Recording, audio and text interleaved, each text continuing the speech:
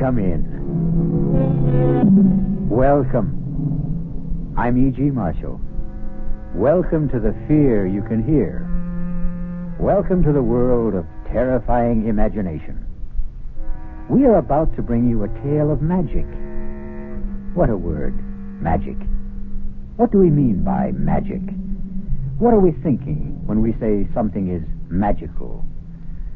Why, only that we do not understand how it came to be, or even what it is that came to be, or, for that matter, if it ever really did come to be. I was standing between the windows, those two big windows, you know, the ones with the great pier glass in between, and I was looking straight ahead, so I can't say that I saw the door open because I didn't. But all of a sudden there was this terrible confusion. Men jumping from their chairs, some looking frightened half out of their wits, others with expressions of joy and anticipation, some of them crying out. Was it horror? Was it surprise? Was it delight? I couldn't tell. It was all mixed up.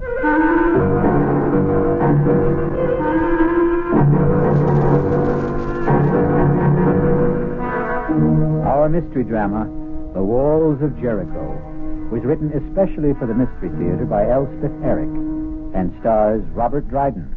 It is sponsored in part by Anheuser-Busch Incorporated, brewers of Budweiser. I'll be back shortly with Act One.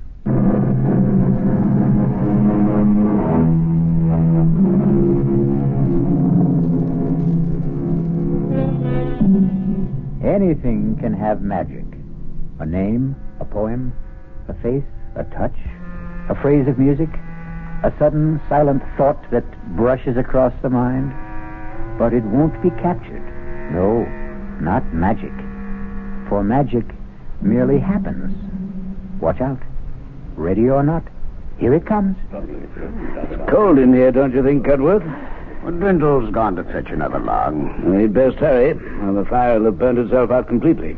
That's asking a bit much, isn't it? For Dwindle to hurry? I suppose one shouldn't ask too much. Ah, poor old Dwindle. How old is he now? What would be your guess, Ashley? I wouldn't hazard one. He's been steward at the club since before I became a member. Ah, here he comes.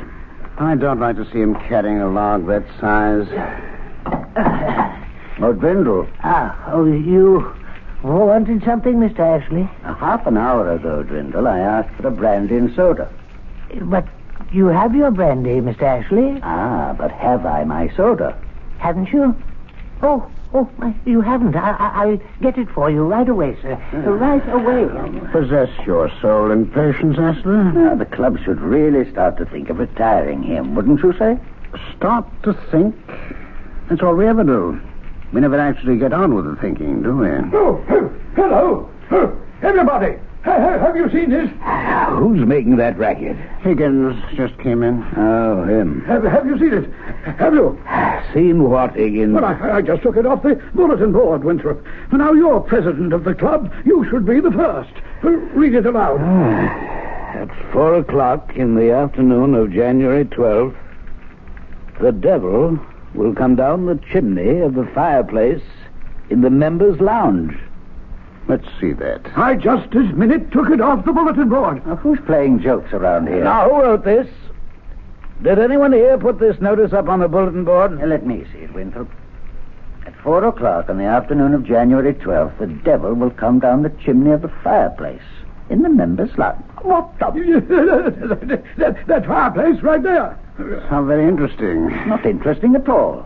Just a feeble attempt to be funny. But it wasn't on the bulletin board this morning. Well, it wasn't there an hour ago when I came in from dinner. Now, was it, Cudworth? Well, I certainly didn't see it. Well, somebody put it there. The devil could have put it there. Oh, rubbish. Well, he might have. He's very ingenious. I've heard. Let's not let ourselves be carried away, Higgins. Mr. Ashley, sir? What is it? Your soda, sir. Well, set it down. Dwindle, have you seen this? What is it, sir? Mr. Higgins found it pinned to the bulletin board. Here, read it. At 4:00 in the afternoon, January 12th, the devil will chimney of the fireplace in the members' lounge. Oh, what does it mean? It means that the devil will come down that chimney at 4 o'clock on January 12th.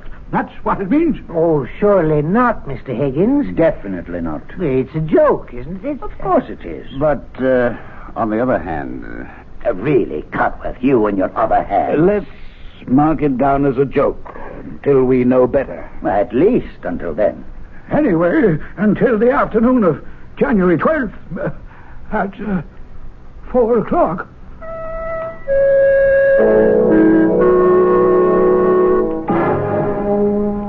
Fools. Half-wits. Come to the table. Boobies, every one of them. Now, your oatmeal will get cold. Those clods. Don't blame me if it's spoiled. I bamboozled them like the bunch of noodles they are. Anytime you'd care to state what you're talking about, I'm all ears, as the saying goes. Meantime, come sit down. The esteemed high and mighty members of the Ralph Waldo Emerson Gentlemen's Club, from the president, the exalted Mr. Amos Winthrop on down. Oh, them. Imbeciles. Now, you didn't go making trouble, did you? That remains to be seen. Because they're just waiting for an excuse to give you the sack. You're not so young anymore. I know that, Martha. And not always strictly teetotal on the job, I suspect. I'm never drunk.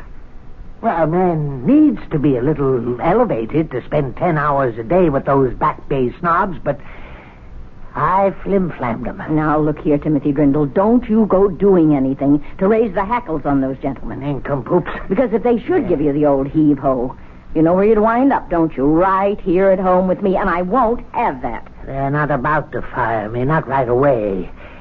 As a matter of fact, it's I who may have lighted a small fire under them. And they should be starting to feel the heat of it soon now. Very soon. Timothy, what have you done? Oh, nothing very much. I only posted a notice on the bulletin board, that's all. What kind of a notice? A modest little notice stating that on January 12th at 4 o'clock in the afternoon, the devil would descend the chimney of the fireplace in the members' lounge. You said the devil? You should have seen the excitement, especially Mr. Higgins. Oh, he's such an emotional little man. You invoked the name of the devil? No, I did no such thing. You summoned up the devil? No, I played a joke on those superior snobs who've been taking me for a joke all these years. That's all I did. Oh, once you summon up the devil, Timothy, it's not so easy to send him back where he came from. Will you stop it, Martha? I only want to make them worry. Those fine gentlemen who've never had a care in the world since the day they were born. Worry? How? About what? Worry. Will he come down the chimney? Oh, they'll worry from now to the 12th of January, and I'll be there 10 hours a day to watch them worry. And if his satanic majesty does come down the chimney, what then? Oh, he won't. He won't. I wrote the notice myself, and old Beelzebub didn't dictate it either, if that's what you're thinking. No, I'm thinking you've started something, Timothy, that he won't be able to stop.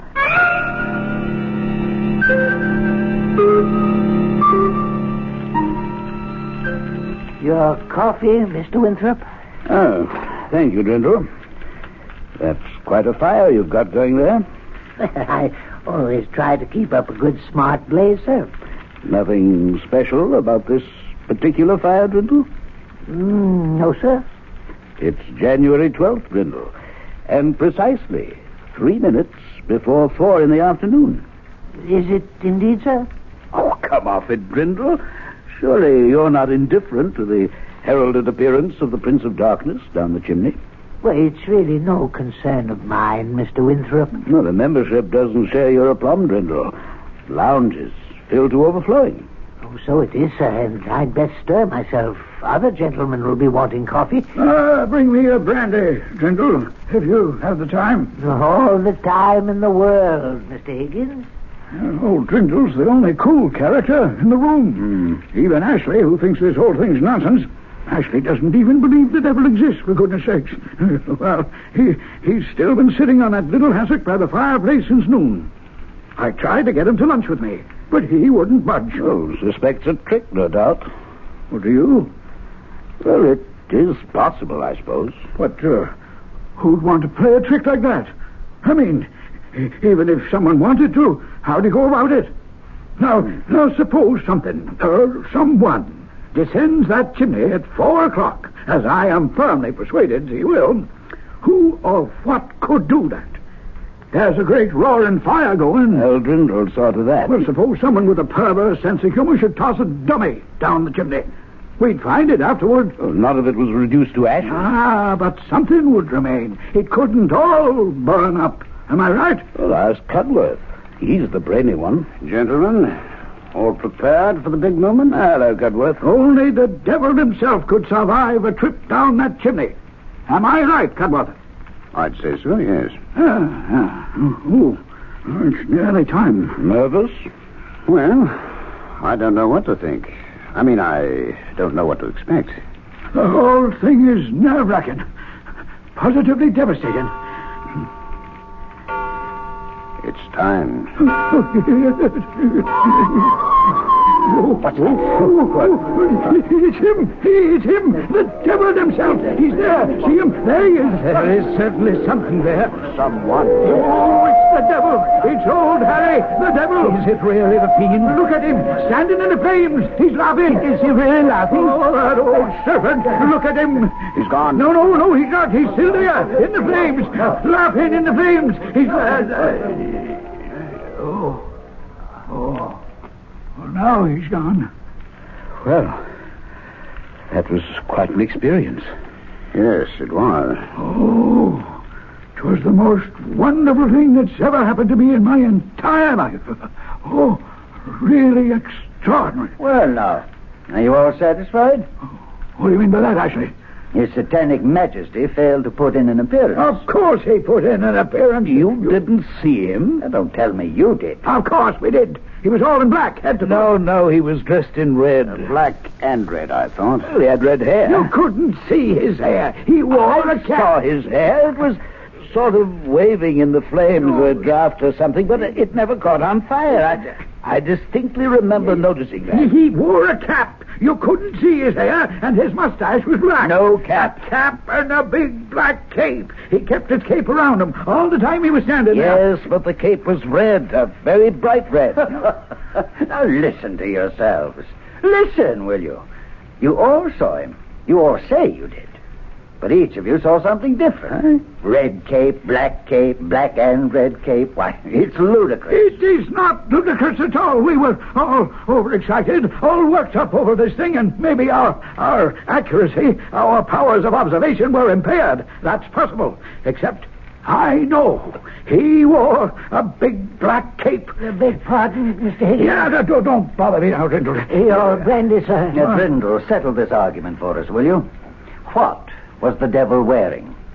The devil, sir? What was he wearing when he came down the chimney? I wouldn't know, sir. I was not in the lounge. I was fetching Mr. Higgins' brandy. Did the devil make an appearance, sir? How then was the devil dressed? Oh, he was in his Sunday best. His coat was red and his breeches blue. And there was a hole where his tail came through. Those charming lines were written by Mr. Robert Southey at the turn of the century. But not our century. No, 100 years before. Clearly, the devil had time to acquire a new suit of clothes. We'll be back shortly with Act Two.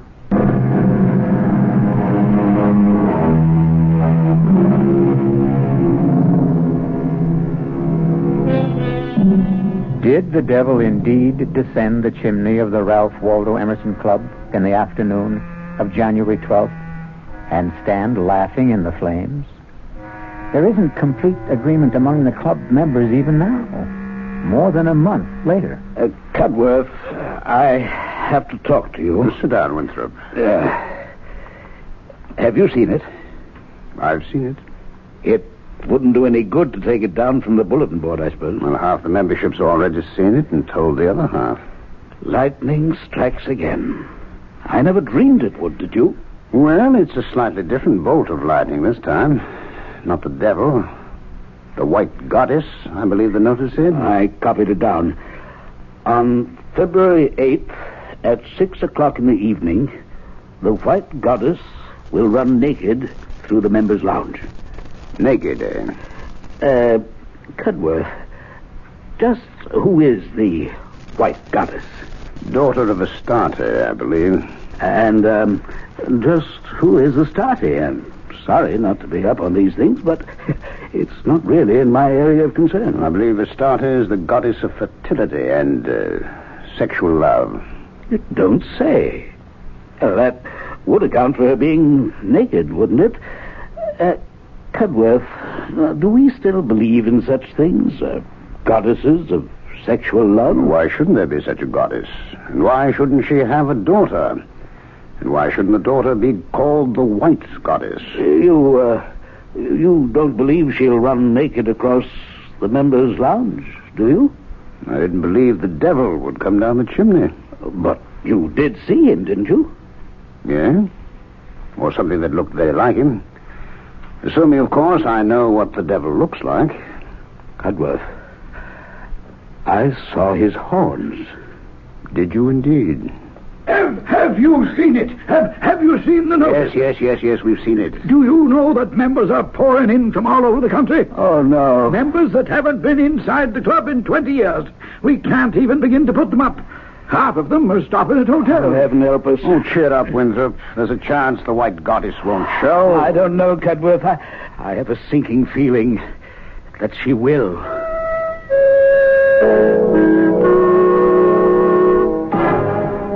There isn't an empty hotel room in the whole of Boston. Why are you doing this, Timothy? What are you getting out of it? I'm getting something off my own back, that's what. I'll never understand you. Well, you haven't up to now, that's for sure. Playing jokes on people at your age. It's no joke. Well, I don't know what else you could call it. It's a plot. A plot to make them squirm, those fine gentlemen with their fancy ways.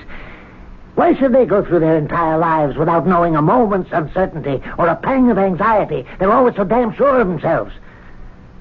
Well, they're not sure any longer. They're divided amongst themselves already on the subject of the devil. I hear them jawing away about it in the lounge. Was he there or wasn't he? What did he look like? What did he wear? Mr. Higgins says red. Mr. Winthrop says red and black. Mr. Cudworth says nothing at all, just looks wise. And Mr. Ashley says the devil never came down the chimney at all, so they're every last one of them crazy. I tell you, that chatter in their argument was driving me right up the wall. But I put a stop to it, all right. And just how did you manage to do that? By putting up the notice about the white goddess. That's how. Now they're all talking about her. And when is this white goddess making her debut? 6 o'clock tonight. And is she coming down the chimney? No, as the notice says, on February 8th at 6 o'clock in the evening, the white goddess will run naked through the members' lounge. Where will she come from? How should I know? I only wrote the notice. But I think it would be nice if she came in through the main door and went out through a window. Yes, that would be rather nice.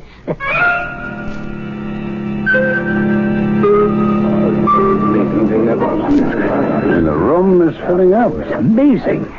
Oh, I don't know. It isn't often, if ever, any of us gets to see the white goddess run naked across the lounge. You think they really believe? Well, who knows what they believe. Cudworth, do you believe? I'm here, as you see. I suppose that's the only possible answer. Well, it's the only one you're going to get. Do you believe, Winthrop? Like you, I'm here. What's the time? Time. Cudworth, you always have the right time. Mr. Higgins, the clock on the mantel is exactly right. 2 minutes to 6. Mind if I sit down? We've been saving this chair for you, Higgins. Oh, that's nice of you. Well, the lounge is pretty well filled up, isn't it? Bursting at the seams. Oh, I've been studying all about the white goddess. Daughter of Astarte, who in turn is the goddess of fertility and sexual love. Oh, you knew that. Cudworth told me. Cudworth, you really do know everything. On the contrary, I know very little. Well, you've always seemed to me to know everything. That's because you know less. Hey, mind if I join you? Well, there's no place to sit, actually. Oh, what a pity. Well, you could sit on the floor. Now, how would I look sitting on the floor when the white goddess comes running across the lounge? No, I think I shall join old Drindle over by the window. And perhaps he'll fetch me a brandy. No, you haven't time. It's nearly 6. Oh, you mean I might miss her goddessship? Oh, my, that would never do. Oh, Jesus. That ass doesn't believe she'll appear. Well, why did he bother to come here at all? Because if he doesn't believe, neither does he disbelieve. Just look at him, laughing and joking with Drindle. Well, that's probably the first time he's ever spoken to Drindle, except to give him an order. You could say that about most of us, myself included. Drindle's getting old. Poor old Drindle. It's time. The time has come. Look at her. Look at her. She's beautiful. Sublime. Oh, my goddess. Oh, heavenly thing. I never thought I should live to see anything so beautiful. The most exquisite thing I ever saw. Or ever shall see. Where did she go? She was here such a little time. She disappeared through the window. The wall, I think. No, through the window. The one back of where Ashley's standing with Drindle. I saw Ashley turn and look out the window just as she vanished. You don't think it's possible he saw her too? Oh, no, not Ashley. Well, Ashley? What? If you can stop staring at the stars, I'd like to ask you something. Magnificent. Yes, the stars are magnificent, but I have something else in my mind. Well, what's troubling you, Cudworth? Why, nothing very much, Ashley. There's something troubling you? The way she disappeared. Simply melted into the astral light. Who melted into the astral light, Ashley? Why, the white goddess. Well, don't tell me you didn't see her. Oh, yes. I saw her. Radiant in all her nakedness. Glowing like mother of pearl. Her long hair flying out behind her. Oh, but then, you saw her. Yes. Now, the others, did they see her? Oh, yes. Of course, so everyone must have seen her. Now, Drindle. Yes, sir? You saw her. No, Mr. Ashley. Oh, come now, Drindle. Of course you saw her. We were standing here together, side by side. I didn't see anything, Mr. Ashley. Now, don't tell me you didn't see anything, you old liar. But I was busy with something. You were not busy with something. We were standing here talking, and the clock struck 6, and the door opened, and she came in. And she ran. Her feet hardly touched the floor. Ran across the lounge to this window, this one right here. Why, her shoulder brushed mine. I felt it. My left shoulder. Now, don't tell me you didn't see her, or I'll break your back. Now, don't excite yourself, Ashley. The most beautiful spectacle it's ever been the good fortune of any of us to witness, and this numbskull Drindle stands there and tells me he didn't see it. He was busy with something. Oh, I won't stand for it. You listen to me, you fool. It's blasphemy. Unadulterated blasphemy for you to deny that you saw what I saw. What we all saw. Now, say it. Say you saw the white goddess run across this lounge, didn't you?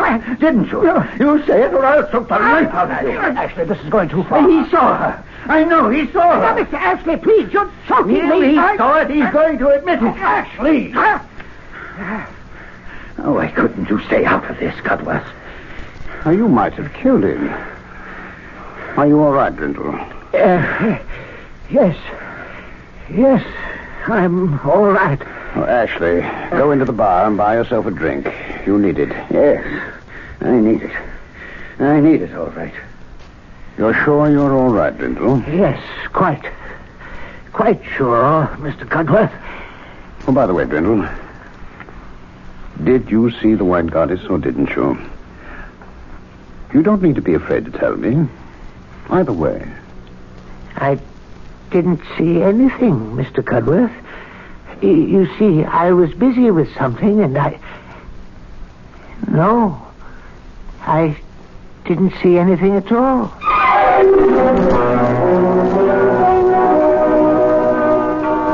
Well, I think I must be getting on home. Yes, it's been quite an evening, isn't it? quiet evening. A never-to-be-forgotten evening. Beautifully put, Ambrose.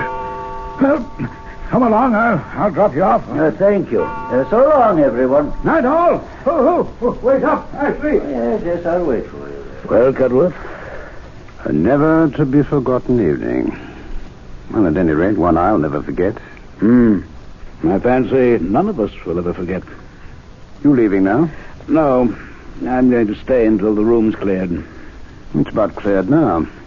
Nobody much left? I want to speak to old Brindle. He doesn't look too happy. That was quite a going over Ashley gave him, wasn't it? Look that way. Ashley can be a rough man. Can't he, though? Well, I'm off for home. Night, Winthrop. Night, Cudworth. A never-to-be-forgotten night. Oh, Brindle. Yes, Mr. Winthrop. May I speak to you for a minute? Oh, yes, of course, Mr. Winthrop, of course. You all right?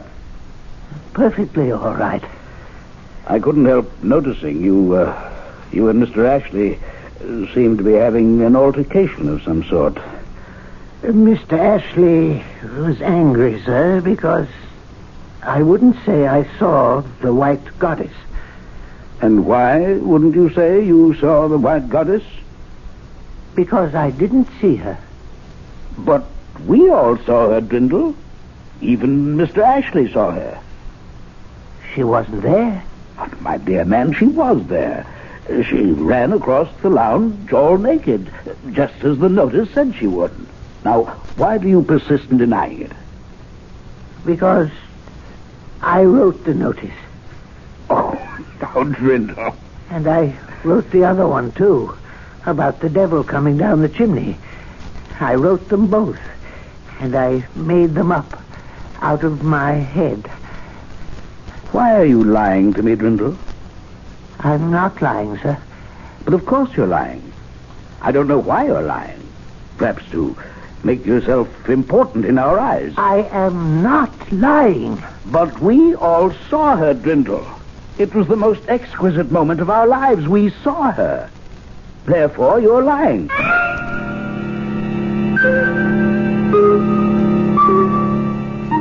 All minds are little.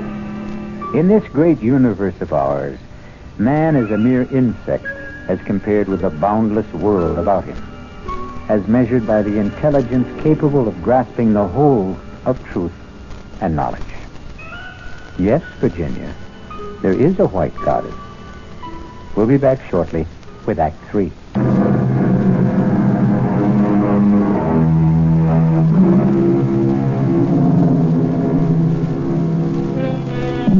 Have you read your Shakespeare lately? If you have, you'll remember Hamlet's observation to his friend. There are more things in heaven and earth, Horatio, than are dreamt of in your philosophy. If you haven't read your Shakespeare, now for the third act of The Walls of Jericho. Come eat your breakfast, Timothy. It's on the table. It's ridiculous. It's absolutely absurd. They're trying to ruin me. Oh, he's off again. I never even turned around when I heard them whispering behind my back. Drindle's getting on. Poor Drindle. Drindle's had a drop too much. That part's true, all right. But when they call me a liar, and to my face, I don't have to take that. Who called you a liar? Mr. Amos Winthrop, the president of the club, the highest mucky-muck of all the high mucky-mucks, that's who. Well, what kind of a lie did you tell him? No lie. I told him no lie. I told him the God's own truth. That I had written those notices and put them up on the bulletin board. The one about the devil coming down the chimney and the one about the White Goddess running naked across the lounge as well. Why wouldn't he believe you? Because he's a fool.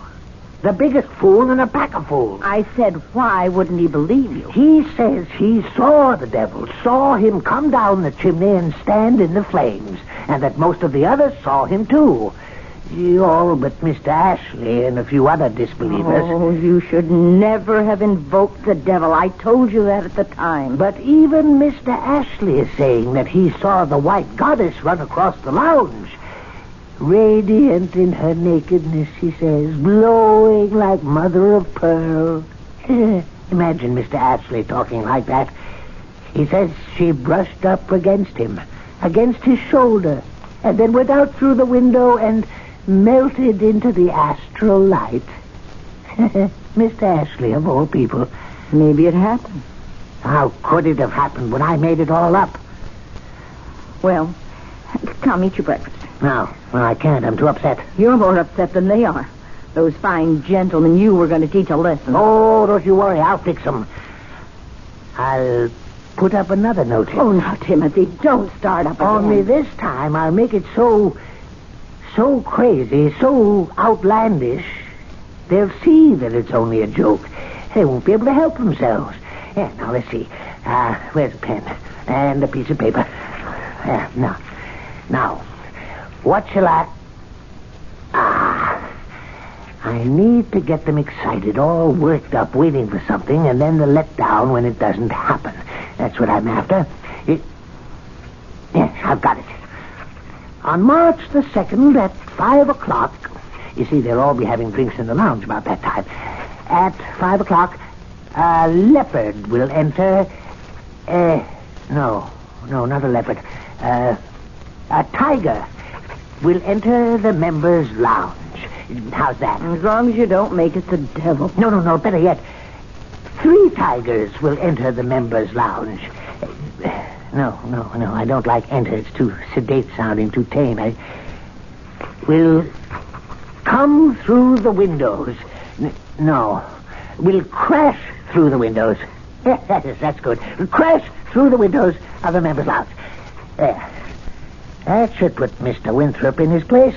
Somehow, Timothy, I don't think you were born to put Mr. Winthrop in his place. That's where you're wrong, Martha. It's precisely what I was born for, and this'll do it. Wait a minute. I thought of something else. What now? Listen to this. On March the 2nd at 5 o'clock, 3 tigers will crash through the windows of the members' lounge, one of them carrying a chicken in his mouth. Oh. Yeah. How's that, Martha? Huh? How's that? Oh, that's perfect.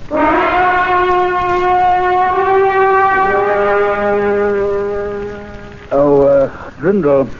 Mr. Winthrop, yes, sir? Stir up that fire, will you? Yes, sir. That's fine. Would you like another log, sir? No, that'll do it, I think.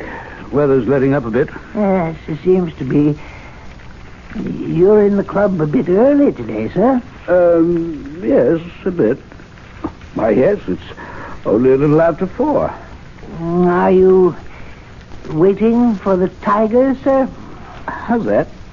I just thought perhaps you might have wanted to be the first one on hand when the tigers crashed through, that's all. You're being impertinent, Dwindle. That's very unlike you, Dwindle. Is it, sir? Same as you're lying. It was unlike you to lie to me. Yeah, I suppose it was. You know it was. Now, you're not going to tell me the latest notice on the bulletin board was also your invention, are you? I'm not going to tell you anything, Mr. Winthrop. Well, I'm glad to hear that. I'm sure you'll agree that it's not my place to tell you anything. I most certainly and emphatically do agree. I thought you would. Not that I'm certain that the 3 tigers will crash through the windows. No, I'm not certain at all. It's absurd on the face of it, isn't it? Most absurd. 3 tigers. Well, now. Perfectly ridiculous. And one with a chicken in his mouth. It's laughable. Well, don't laugh. Because it just may happen. Precisely as the notice predicts. We simply do not know. I promise not to laugh.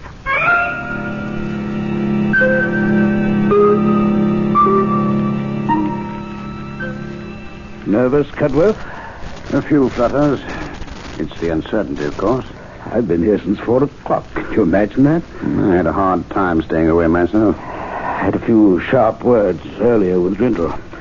Sorry to say.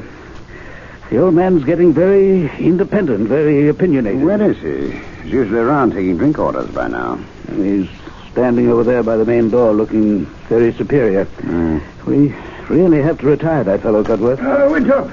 Cudworth, do you realize Do you realize people are standing outside on the sidewalk? This isn't a club matter anymore. It's spread all over the city. Oh, I can't say I care for that. It looks like hundreds of people. I tried to get Ashley to be with us for the great event, but he insists on his post by the window. Ashley by the window, old Drindle by the main door.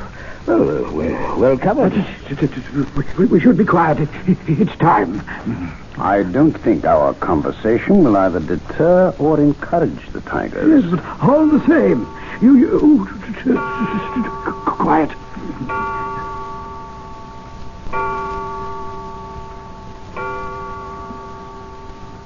Here they come! Oh, Lord Davis! There they are! Three of them! Three guys! And one has the chickens in his mouth. So they're making for the door. Out of the way, Grindle! Out of the way! Grindle! Look out! He doesn't see them!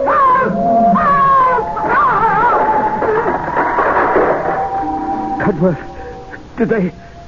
Is he... Don't look, Winthrop. Better not look. Is Grindle... Did the tigers get him? I don't know. Well, here's Ashley. Maybe he knows something. Ashley, what happened? Old Drindle's dead. Oh, no. How did it happen? Heart attack, apparently. Not the tigers? There isn't a scratch on him. They simply jumped over him, knocked down the big door, and disappeared. Old Drindle never believed in the tigers. Oh, is it conceivable he didn't see them? Oh, he saw them all right. Well, how can you be sure? Well, don't you remember, just before the tigers reached the door, he called for help. He saw them. He called for help. And he dies. Of fright, do you think? Can you think of anything more frightening than the sight of something you never believed in coming to get you?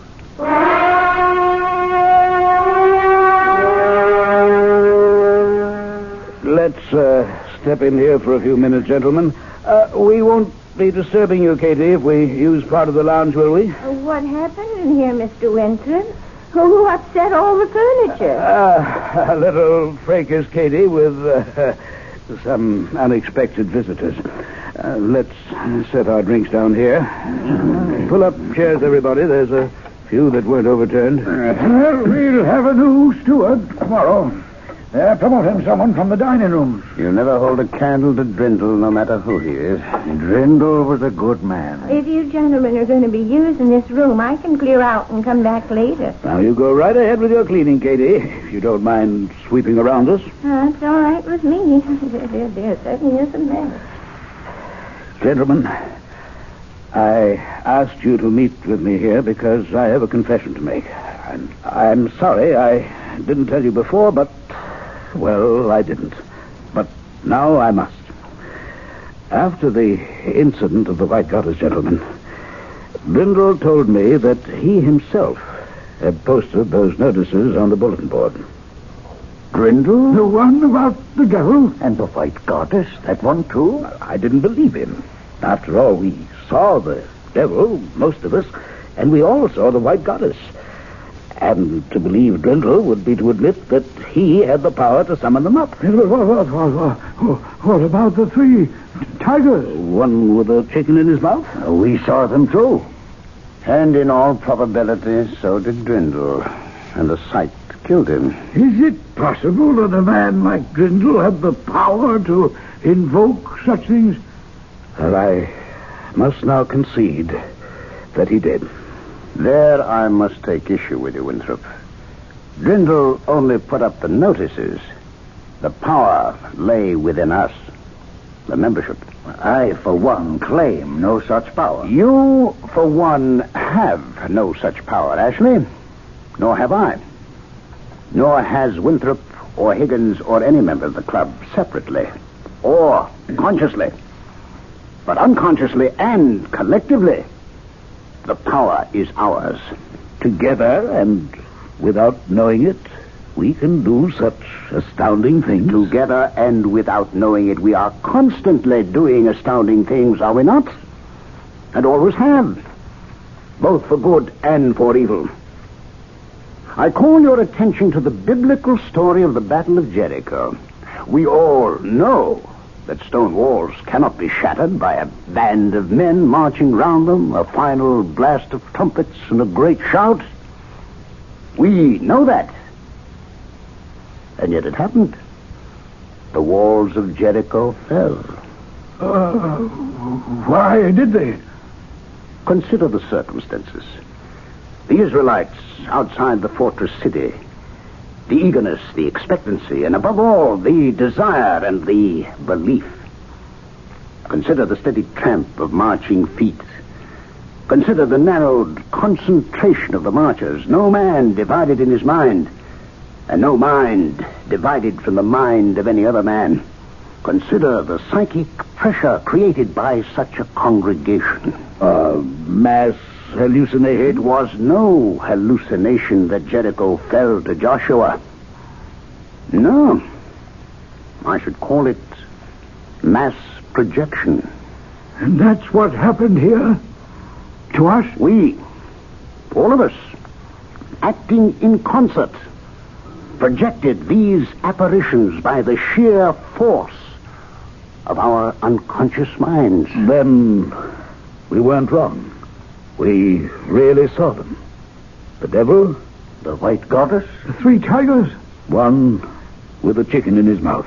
We really saw them, even as the walls of Jericho really fell. Beg your pardon, sir. What is it, Katie? Look what I swept up over by the main door, sir. If I am not mistaken, they're chicken feathers. What's been going on here, sir? And so ends our tale of magic. A magician performs his tricks. We are delighted and applaud because we cannot comprehend how he did them. But what if the magician himself cannot comprehend? I'll be back shortly.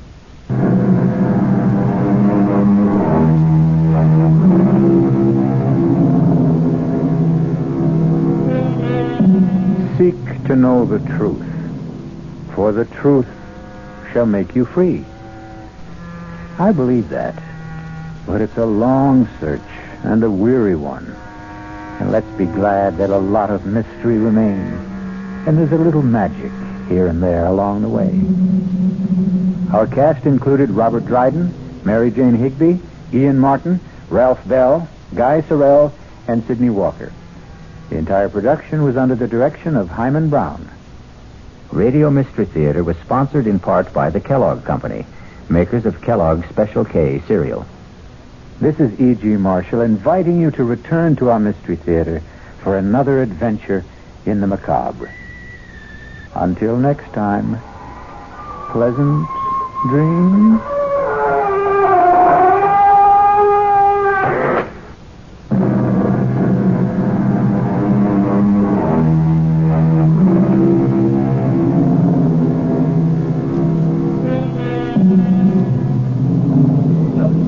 Mystery Theater was brought to you by ShopRite Supermarkets, where you get a lot more for a little less.